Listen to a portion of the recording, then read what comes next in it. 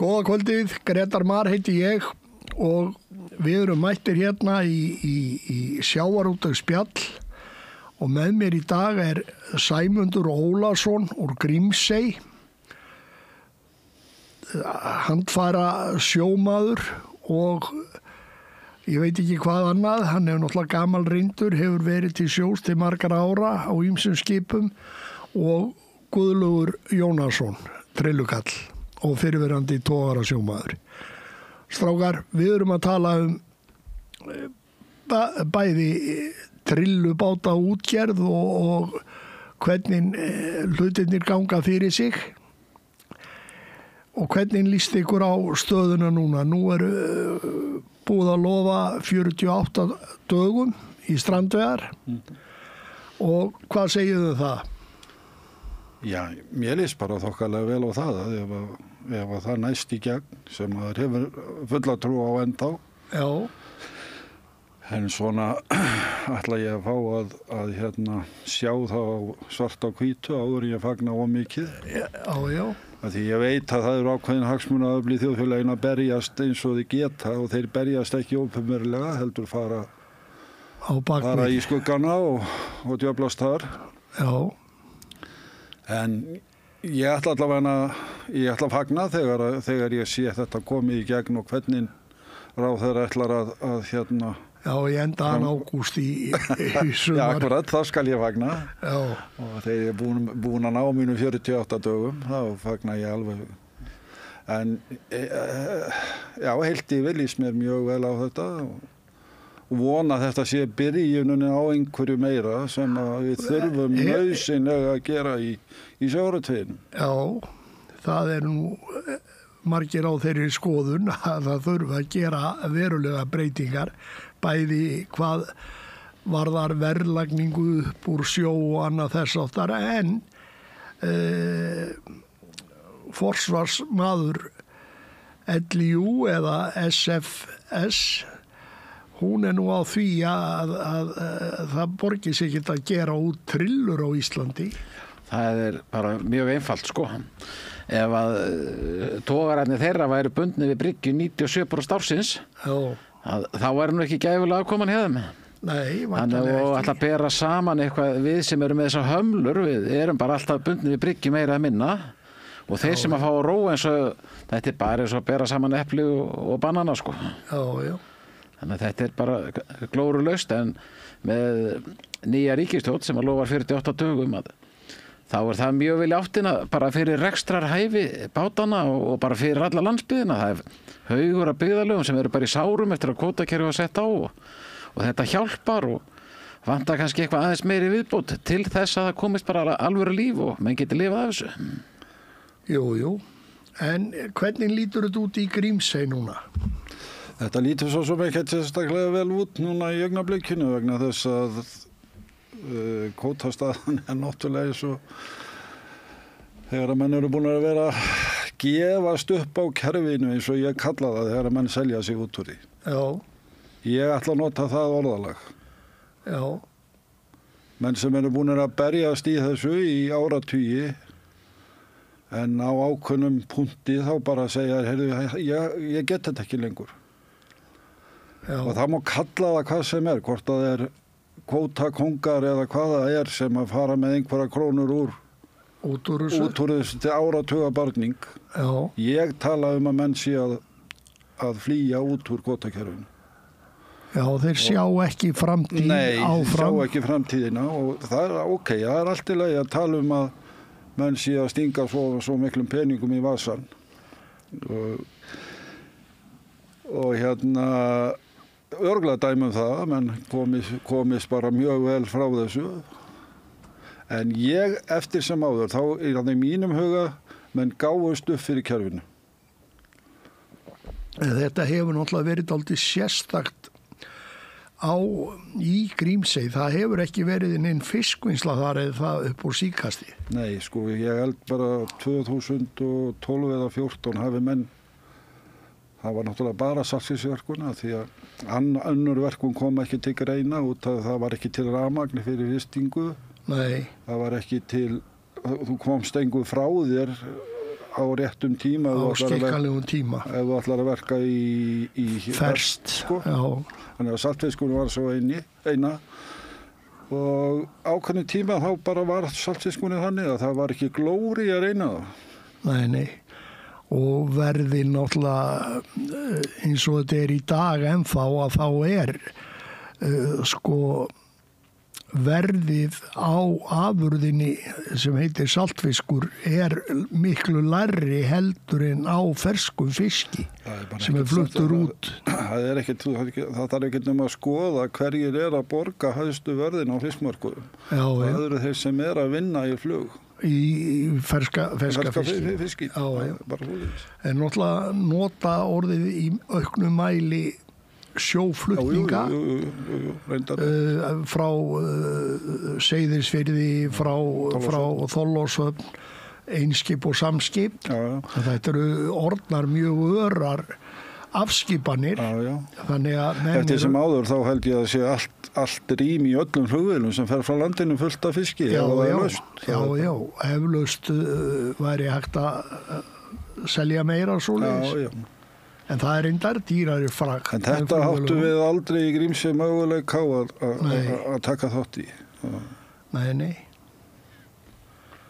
En nú eru komnar upp hugmyndir það, jafnvel að búa til eitthvað, jafnvel bara að landhelgi utan Grímsey.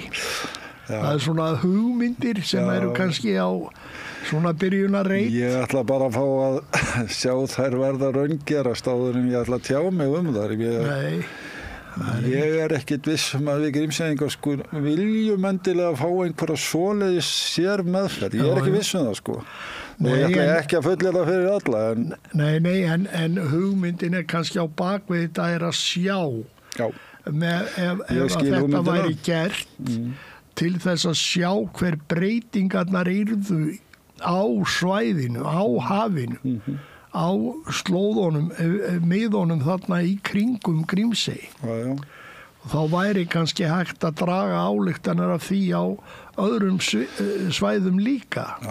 Ég hefði nú líka eitthvað að það ætti að bera saman sko eftir einhver ára tilraun svona hvort það hefði dregið úr fiskengd á halanum. Ég veit nú ekki hvort það var einhver tíman hægt að finna samhengi þar á milli, en maður veit aldrei. Nei, en það náttúrulega, menn eru náttúrulega mjög óhressir með 40 ári í kvótakerfi og við erum að veiða helming á miðað við það sem við vorum að veiða áður en kvótinn var settur á.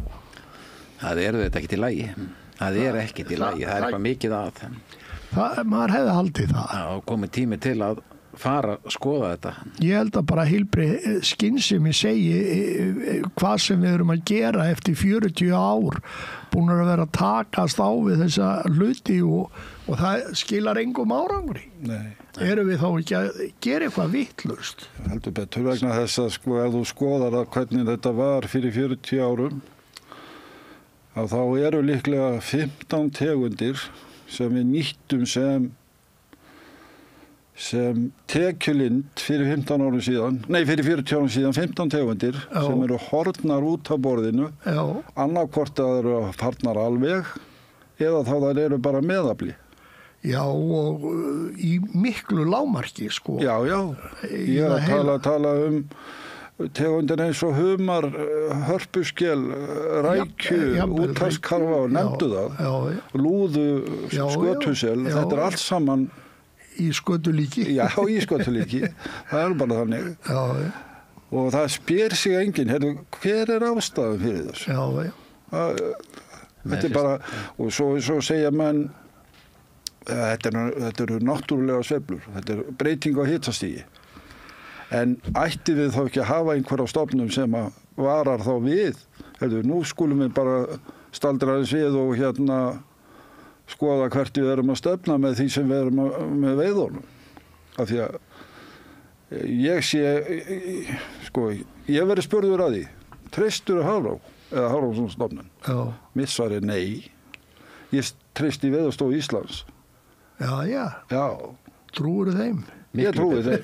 Mjög góða spárnar ég verð að segja það. En Hafrannsóknastofnun, það vottar ekki fyrir trausti. Það er alveg sama hvaða sjómann og spyrð Ég veit það. Nema svona þeir sem eru á stórútgerðin, þeir þóru ekki að segja það opinberlega, sko. Nei, þeir Svona segja gagnrýni. það í 2 manna tali. Já, allir eiginlega bara. Já.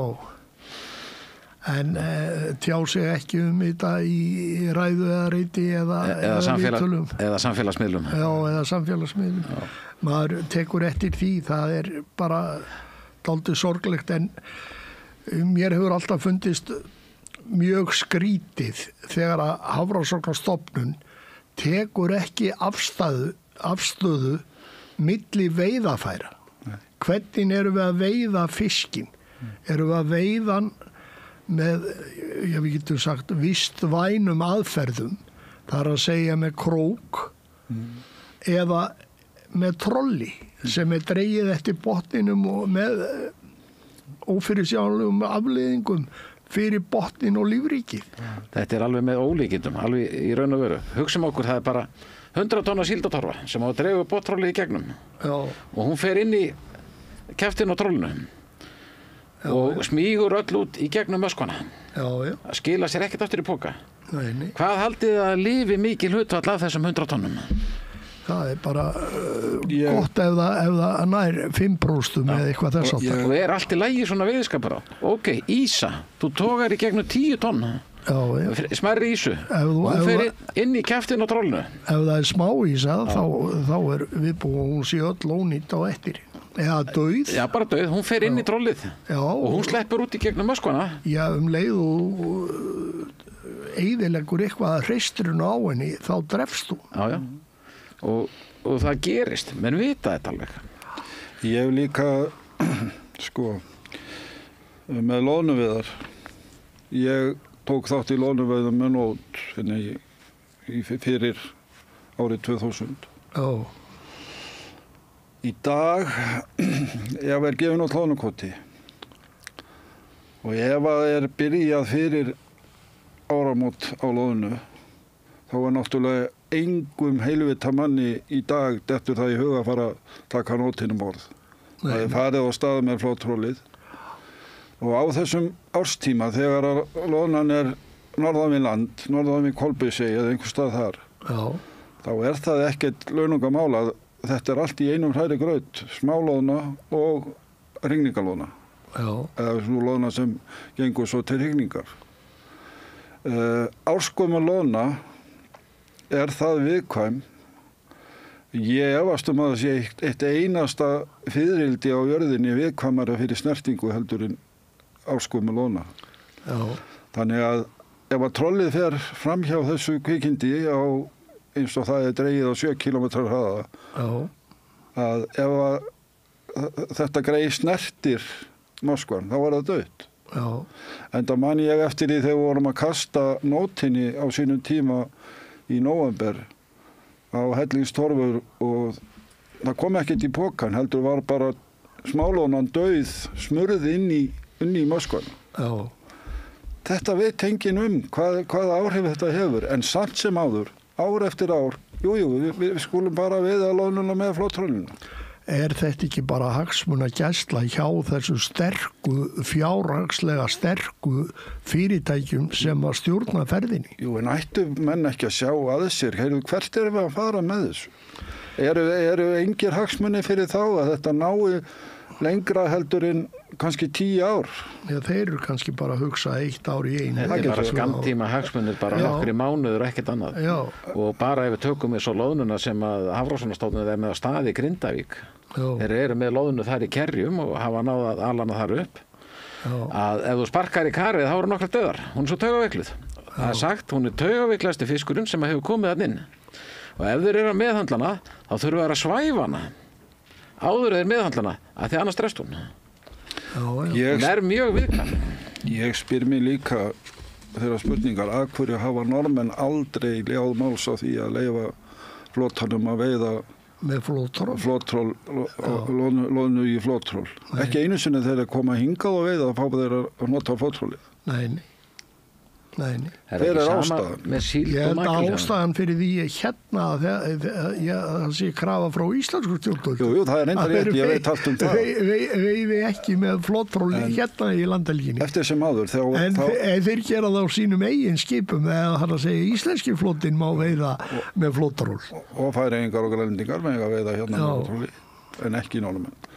Ég held að líka sé bara ekkert úr þannig söðlega þetta fyrir Norðmenn. Þeir eru ekki vanir því að fá að nota neitt annað við loðnu veiðar heldur í nót. Og loðnu og síld. Já, veiða síld, makríl og loðnu nánast engung í nót. Já.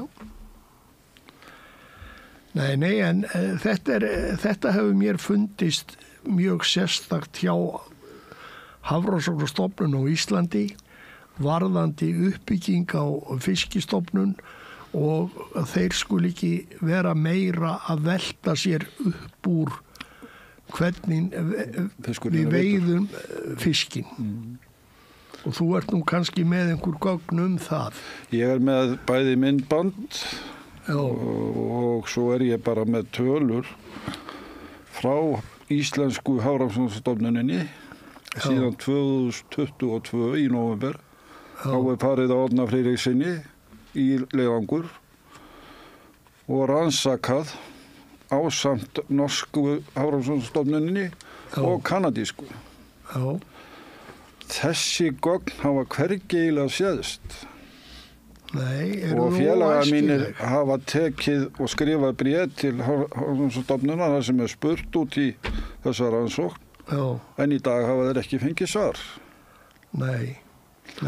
Og þessar tölur eru svo sláandi að ég þori stundum ekki að segja mönnum frá þeim. Af því að ég er nú yfirleitt svolítið viðkvæmi fyrir ég er talin hálfviti.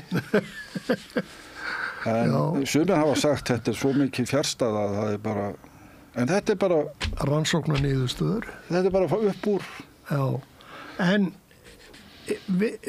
það virðist vera þannig að Íslenska Hafrannsóknastofnun tekur ekki mark á þessu. Nei, þeir virðast ekki hafa áhyggjur af því hvað drefst mikið af fiski. Það er bara og þetta er ekki inn í neinum útreikningum hjá þeim heldur. Eins og kannski læðist að manni að þeir séu undir samikilli pressu frá einhverjum öflum að þeir verði bara að segja hlutina eftir þeirra höfði. Já, og jafnvel segja jafnvel gegn betri vitund. Já, ef að þetta er rétt. Já, ertu með einhverja tölur sem þú getur lesið upp? Já, ég er hérna með þetta er gert þannig að það er togað með trolli. Ég hef aldrei komið að borða í togara, þannig að ég hef alltaf verið hræddur við það. Já. Og það er togað með... Þeir býta nú ekki, Nei, ég veit það, en það er togað með einhverju sem við kalla gulltopp. Það er eitthvað sem að togar að kalla... Það eru bara flesti með það. Já, það er svona... Og svo er einhver lýsing á veiðarfærinu meira, nema síðan kemur tölulegar upplýsingar. Það er fjöldi sem fiska sem fer inn í pokan sem veiði. Já. Annars vegar. Síðan fjöldi í safnpoka undir trolli, það sem að fer undir bobbingalengjuna eða grjótopparana undir og milli. Fjöldi fiska í poka sem er veiði, það er 2963 fiskar. Sem sagt, það sem fer undir eru 3810 fiskar. Sem sagt, það fara 56% 56,3% undir trollið. Þess fiskjar sem að lendir fyrir opnu trollinu fyrir undir það. Og það þá er að tala troll með rockhopper eða bobbingalengi. Já, rockhopper. En væntanlega öðruvísi með fótrypistról. Örugglega verður það allt sem að eru náttúrulega ekki togararnir eru ekki með fótrypistról, en þeir eru aftur sumir bátar eru með fótrypistról. Já, þá er það ekki aðalega þeir sem eru að sækjast eftir flatfiski eða? Jú, það já og jú, en fiski líka, bólfiski. Þessar tölur mjög mismunandi eftir tegundum. Þannig að ég get lesið út úr þessu að það eru 56,3% þess þorsk sem lendir fyrir opnu trolli undir það. Það eru 32% af ýsu, en ekki nema 6,7% af ufsa sem að fer undir. Mest sláandi talan fyrir skuttsel. Það eru 86% sem lendir undir grjóthoppaраlengjunni. Já, enda fenguður ekki í troll, bobbingatroll, neitt sem hét af skuttsel, en þeir fengu það í fóturpistról, sérstaklega í dýbónum fyrir austan. Ef að þetta virkilega staðreyndin og Hafró veit þetta, hvað að?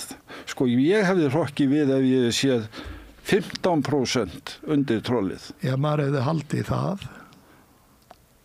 Ég ætla ekki að segja, ég ekki að segja þessar endilega tölur séu heilagar. Ég þetta með aðra rannsókn sem var gerð í Noregi 12 árum áður. Þar sem ég ætla að fá að sýna á eftir myndband sem að tekið af því trolli. Eigum við að sjá það kannski núna? Já, það í fínt bara.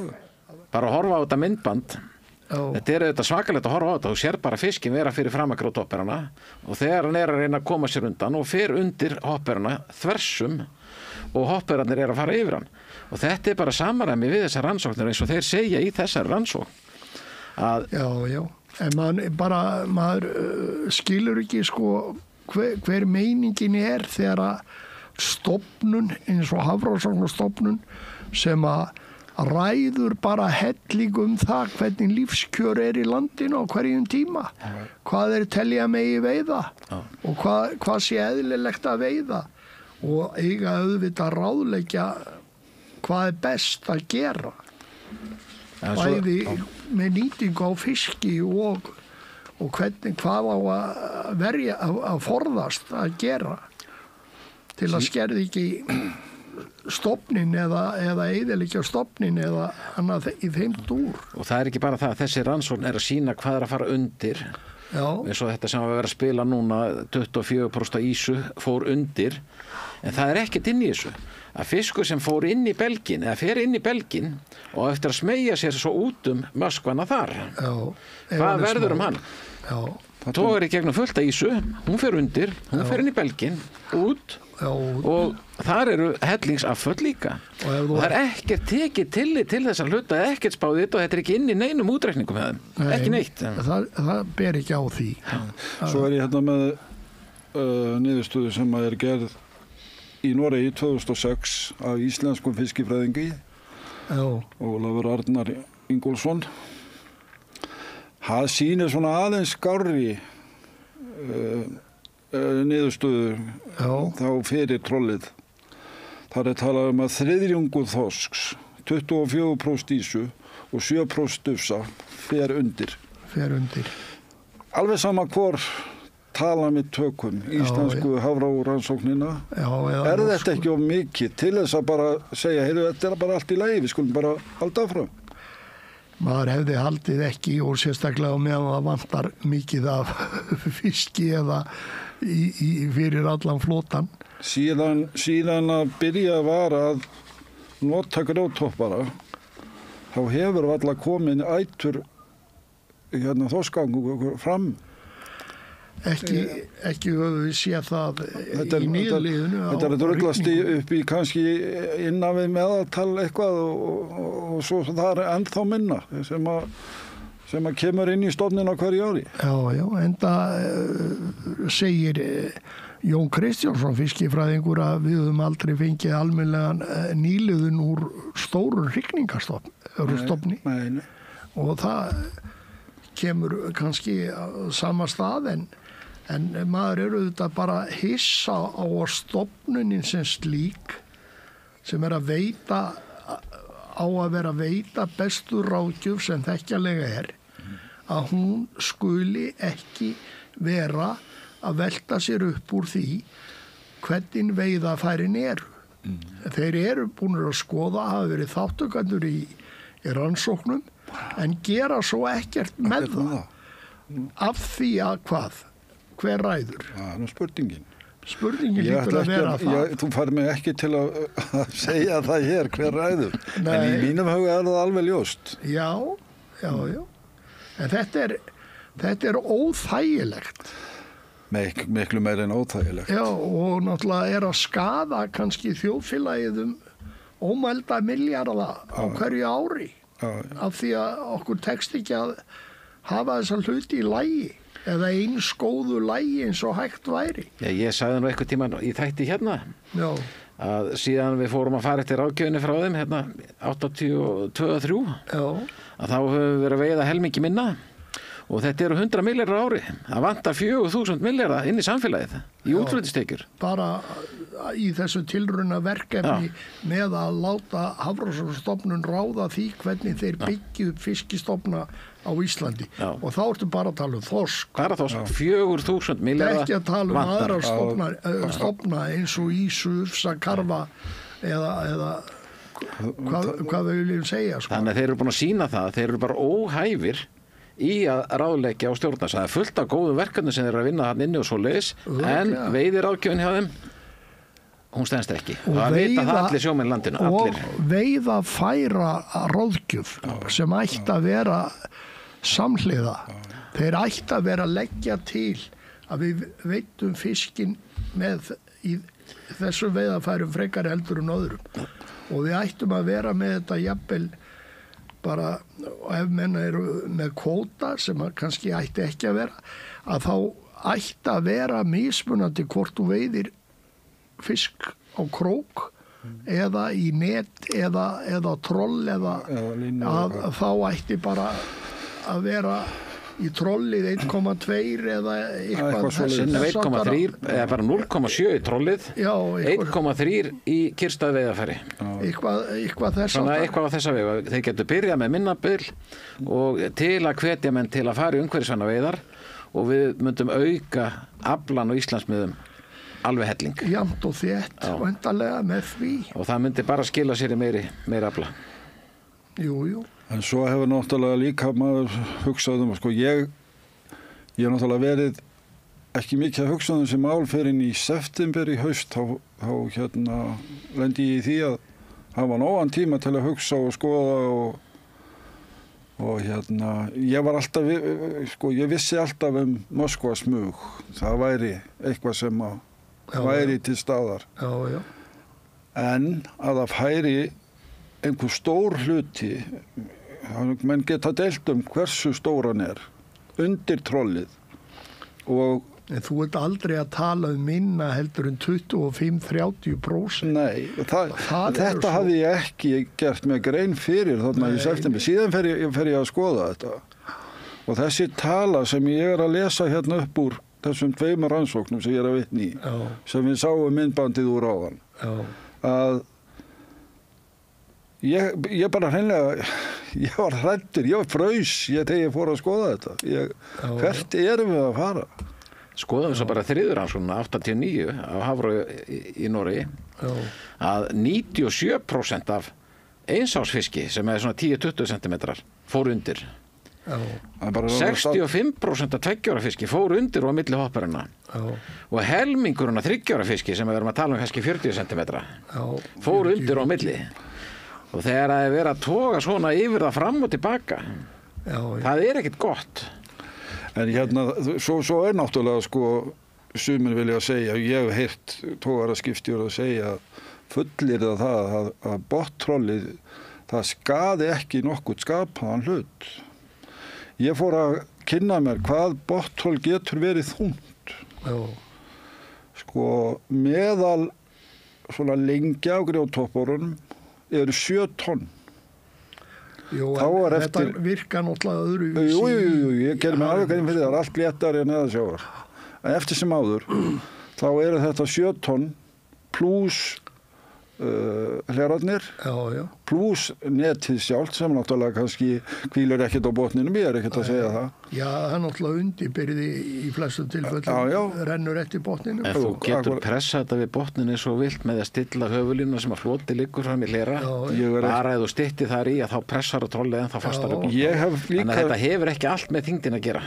Ég hef líka sko hugsað því ég er búin að vera að tala við því hjá landvernd, hver þeirra afstæða gagnvart landgrunninu, af því við erum að tala landgrunnið. Það eru öflug skip hérna alveg upp á 3 mílur sem staði við landið. Já.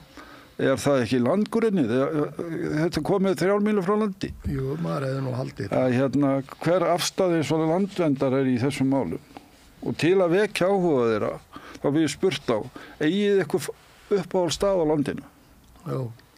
Já, það eiga allir Esjan eða hvað það heitir, Keilir eða hvað það er. Og ég segi þá, hvernig myndi ykkur finnast það ef undanfarin 20 ára varu litla jarðítur búin að vera að laga þessi landsvæði til sem að ykkur þykir vænst myndi ekki fara ykkur hollur ef þið þyrftu að horfa upp á dag eftir dag.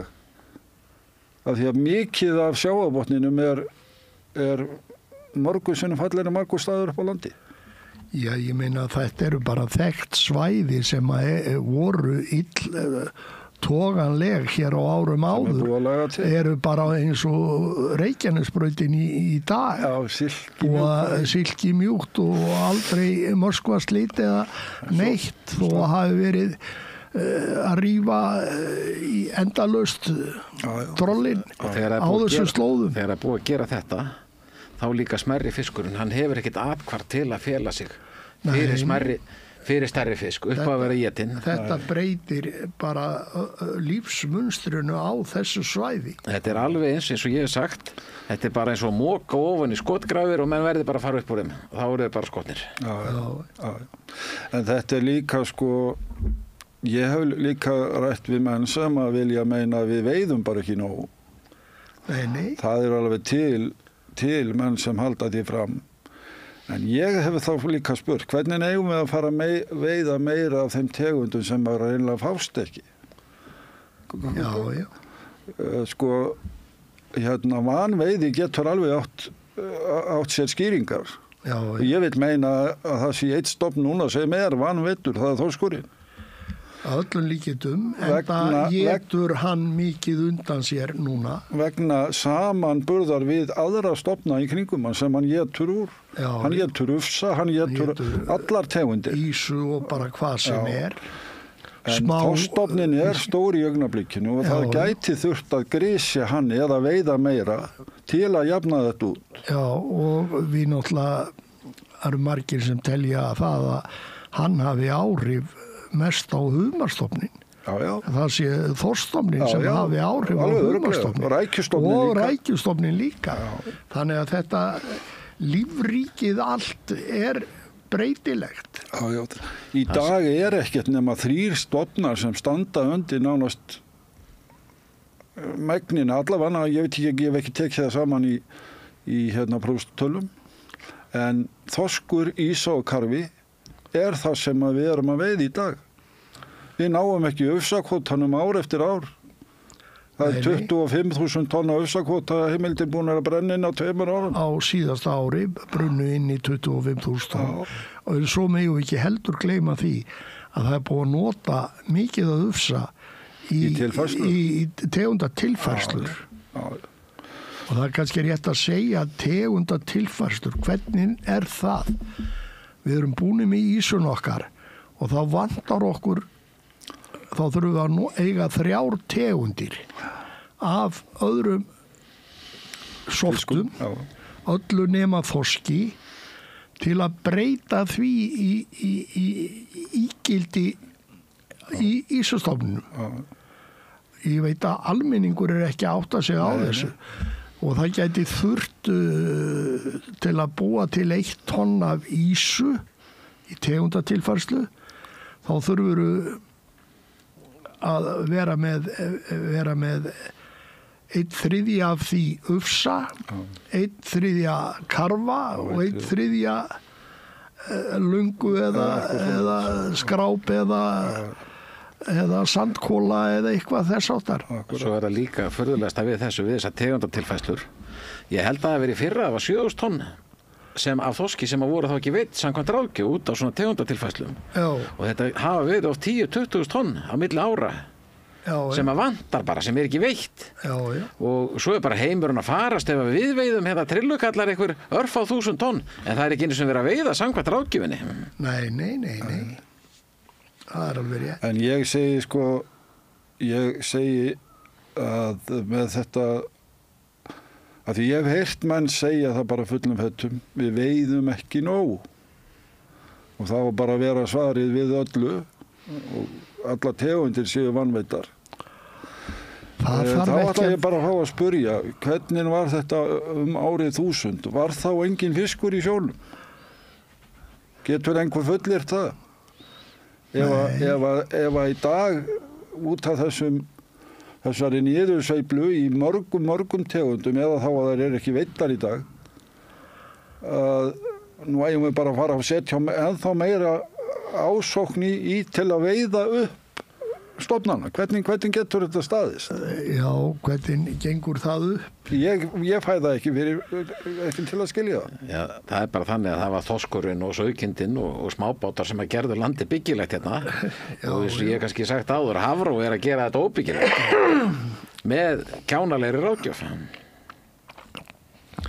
Já, það er allavega spurningum þegar menn trúðu því og sáðu það 1983 að afrakstur af þorskstofninum ætti að vera 450.000 tonn á ári, en við erum ekki búin að veiða helminginn af því í 40 ár. Og þá spyr maður, voru þeir bara að bulla, voru þeir fullir eða eitthvað ruglaðir á hafrannsóknastofnun á þessum árum? Hvað var í gangi? Ég held ekki. Nei. Ég held ekki vegna þess að við verðum líka að taka með, og ég kenni því að einhverju leitum. Það er þessi breyting. Þú manst alveg hvernig þetta var á Reykjanesinu fyrir milli 80 og 90. Já. Það var ekki einn togar í Grindavík. Nei. Netabátar, línubátar. Já.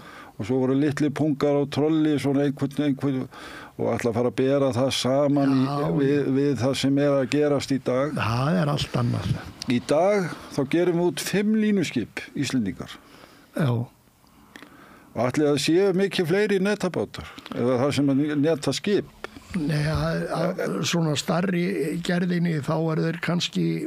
Þeir ná ekki 10. Eitthvað 6-7 skip. Já.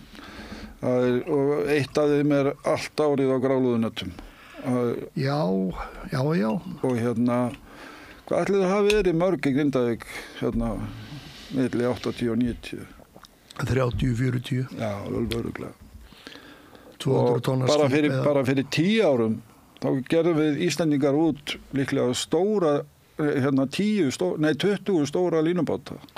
Já. Þeir eru þarna 5 í dag. Já. Og þetta er alltaf hærast yfir á botnrúll. Já, það er mjög óæskileg þróun. En auðvitað er ég ekki að segja að menn eigi ekki að vera með neitt tóra veiðarfæri. Það hef ég aldrei sagt aldrei. Nei, en það má stýra þessu með öðrum hætti, og maður hefði haldið það að það væri til góðs fyrir alla fiskistofna. Að breyta þessu. Ég hef meira þess að heyrt eitt stóran útgerðar með stærri útgerðarfélögum landsins, talsmann hans talaði þetta einmitt með þessa 3 mílur eða þessa stubba eða dvergana 7 eða hvað þetta er kallað.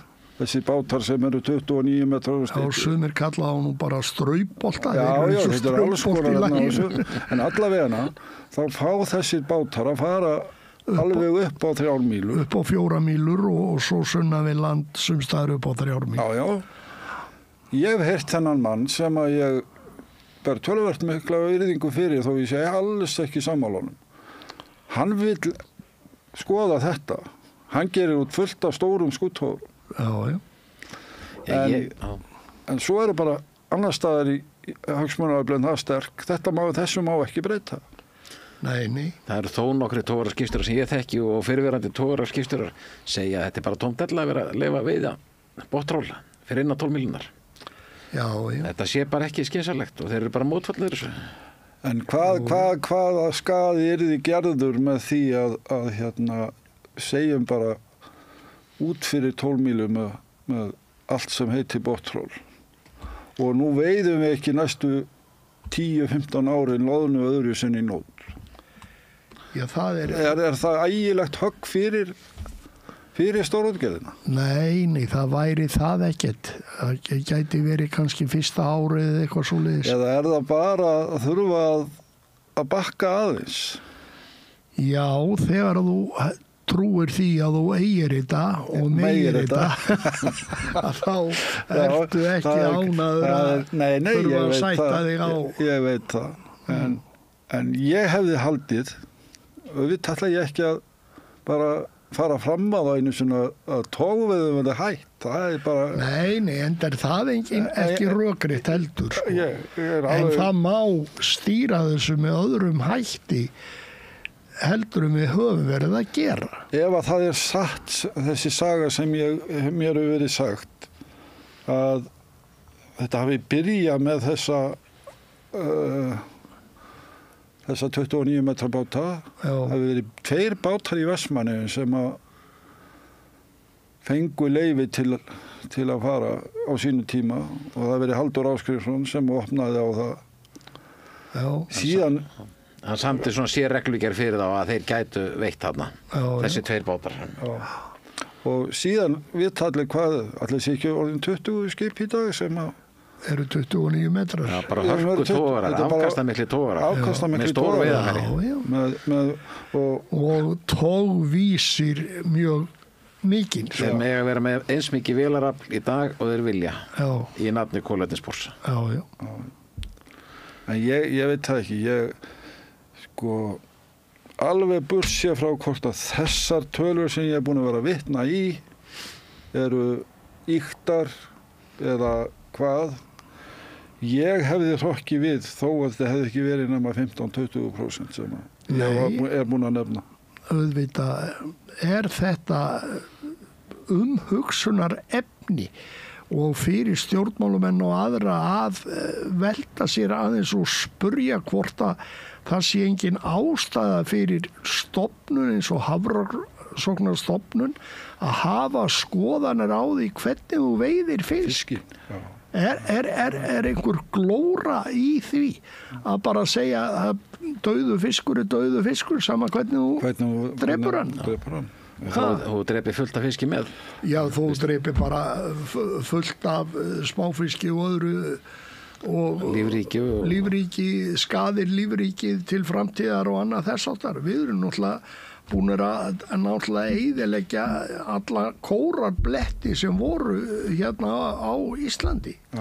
Það stærstu hluta. Það eru raun að vera alveg með ólíkindum að eitthvað svona svoköldu vísindastofnun skuli ekki sjá neitt að þessu. Já. Þegar bara hver sem ef þú horfir á þetta veiðarfæri og bara hvernig þetta lítur út og hvað þetta vigtar, að það segir sér sjálf hvað þetta getur skaðað mikið. Já. En þeir sjá það ekki. Nei.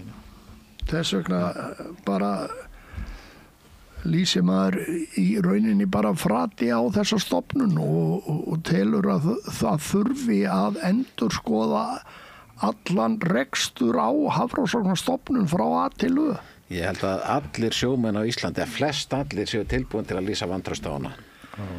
Já, mér finnst þeir vera búin að sýna það og sanna sjálfir með getuleysi sínu til að sýna okkur að hlutinni séu í réttri meðhöndlun undir þeirra stjórn og þeir séu að gera eitthvað vitrænt fyrir þjóðina. Og við erum að byggja upp kvótakerfi og allt út frá þeirra tillögum. En svo aðeins með þá sem valdið hafa, eins og ég ætla ekki að leyna því að ég tel SFS eitt valdamesta batteri í þjóðfélaginu Já, og hvernig þjónkunin við það. Hefur komið fram skipti eftir skipti og Já, þeir já. bara nánast fengið að Gera hvað sem er. Og eitt af síðustu verkum Bjarna Benediktssonar núna á haustinu, áður en hann gaf út hvalveiðileyfið, Já. það var að bæta við úthafskarfakvóta upp á 3.800 tonn. Já. Ekki úthafskarfi, hvað Eða heitir djúpkarfi fyrirgefðu. Djúpkarfakvóta.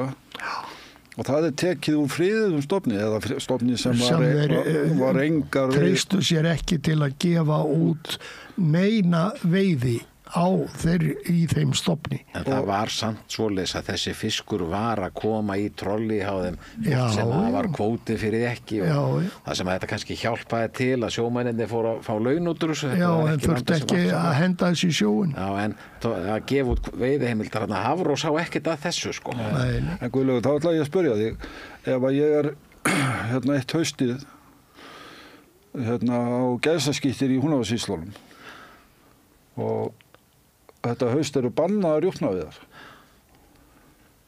og það er alltaf rjúpa að þvælast fyrir skollíninu og ég skýt alltaf einu rjúpu. Hvað myndi svo stofnun segja við mig ef ég færi fram og fá að veiða einu rjúpu með? Hvað heldur það sagði ég þetta? Drullaður í burtu maður á þessu svæði, taktu helvít saglabyssunum með þeir.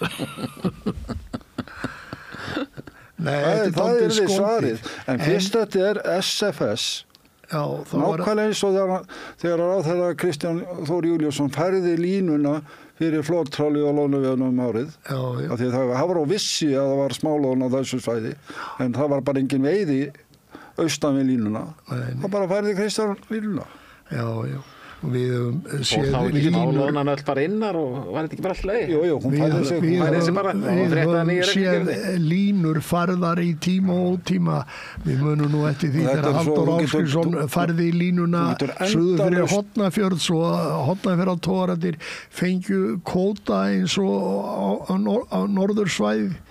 Þú getur endalaust fundið svona dæmi. Já. Dæmi eins og bara með vigtun á fiski. Já. Það eru dæmi það að menn hafi landað upp yfir 30% af ís. Já. Bara vel ísa. Það er mjög vel ísa. Ég hef sagt í strandveiðinni, sko, þessi 10.000 tonn, þau myndi alveg duga okkur ef við mættum vigta sjálfur fiskinn heima, sko. Já. Það þurftum við ekkert meira, sko. En það er eins og þeir eru að gera. Þetta er náttúrulega, sko, þegar að framkvæmdastjóri SFS deilir á strandveiðiflotann að þessu svo lélega skipti og segir í útvarpsviðtali að skipti hjá þeim séu svo miklu betri, þau séu 30 eitthvað %, en byrjar ekki á grunnfiskverðinu. Það er fyrst, þá er tekið 30% í framhjóskiptum. Framhjóskiptum í kostnaðarhlutið. Ef að skipið er innan við 10 ára, þá bætast þið 10%, þannig að það fara 40%. Síðan er reiknað þessi 30 og eitthvað % sem verður til mannskapsins. Já, en það reiknast af verðinu sem þeir kaupa fiskinn af sjálfum sér. Akkurat, sem er heimatilbúið nánast. Já. Það er nær ekki 40% líklega af markaðsverði. En og í ofanalag þá er búið að draga kannski 30% frá vegna ísprósentu. Jú, og svo er annað sem að menn leika í sumum tilfellum og það er það að stærðaflokka fiskinn og það er ekki alltaf alveg nákvæmlega eins og menn héldu að stærðin væri á meðalstærðin. Þessi ísprósenta er alltaf opinber tala. Þú getur alltaf fundið hana og þú getur fundið dæmi um þetta að ísinn sé alltaf 30%. Maður veit skip sem hafa tekið ís áður þau fari í túr og þegar þau eru búin að vera viku úti eða 5-6 daga að þá er meiri ís þegar að skipi kemur í land. Já. Maður veit svona dæmi. Já. Og þetta allt í lagi. Já, það ef það snýr að LIU klíkunni, segjum þetta bara segjum bara eins og við best orðum það. Þá virðist endalaust hægt að líta fram hjá því. Það er því miður, það er bara svoleiðis. Það er það sorglega við þetta. En ég hef trú á því að við tölum, gerum við ekkert með því að babla eitthvað fram og tilbaka þessi mál. En eftir því sem við tölum meira og fáum fleiri til að opna augum fyrir því. Ég gerir mig ágjörðum fyrir því, við náum aldrei öllum til að opna augun gagnvart þessu, en það er fullt af fólki út allt þjóðfélag sem að byrja að sjá í hvaða málum við erum. Jú, sem betur fer hefur maður tekið eftir því núna upp á síkastið að það er alltaf að opnast fleiri augu. Já. Og fyrir því hvað er í gangi og hvernig þetta er búið að vera, og það eru menn sem hafa varið þetta jafnvel í áratugi sem eru tilbúnir í dag og opna sig og tala þetta en aldrei fyrir en þeir eru hættir störfum og eiga ekki hagsmuna gæta hjá. Það er ekki vofandi fyrir einn eða neitt. Það er bara þannig. En ég datt í huga eins og núna í haust þegar það kom í ljós í Barentshafinu að það er í 30 og ég man ekki hvað alveg prósenttöluna, það er í 35% líklega skerðing á þorskveiði heimildum í Barentshafi. Já. Hefðu einhver tíma þeir hjá LIU gúdderað það eða samþykkt það að smábátarnir tækju bara á sig 10% en restin af flottanum 35%. Já. Svona er þetta gert í Noregi. Já. Þeir finna ekkert smábátaútgerð eða strandveiði flotin finnur nánast ekkert fyrir svo meða við það að skerðingin er látin koma á stóru skipin sem eru í Barentshafinu. Akkurat. Hefði ekki eitthvað gengið á að ætta að heimfæra þessar tölur til Íslands? Heldur að Heiðrúlind hefði ekki komið einhvers staðar fram og mótmælt? Jú, við sjáum nú bara hvernig þau láta í dag og sérstaklega út af einhverjum hugsalegum 10.000 tonnum, 5.000–10.000 tonnum sem hefur verið að bæta við strandveiðibátana og það er eins og bara himinn og jörð sé að farast og fiskistofnar að hrynja og allt, en þeir sjálfur voru nú búin að veiða í nokkur ár 1.000.000 tonn eða meira fram yfir tillögur fiskifræðinga sérstaklega í byrjun á kvótakerfinu. Þannig að ábyrgðin hjá þeim er ekki mjög mikil við að byggja fiskistofnana eða vera með ábyrga fiskveiðistjórnun. Nei. Tölum þá, hvernig bara makrillin? Já. Sem að við erum að veiða hérna? Já. Sem að kemur varlega inn í íslenska lögsögu? Já. Það var alveg sást einhver ári í það að við veiðum aftur makrill í íslenski lögsögu. Það bara veit enginn hvernig það gengur fyrir sig. Já, ég ætla að vona, ég hafi vitlaust fyrir mér en það kemur mér mjög óvart ef að veitt branda á næsta sumar í íslenski lögsögu á makrill.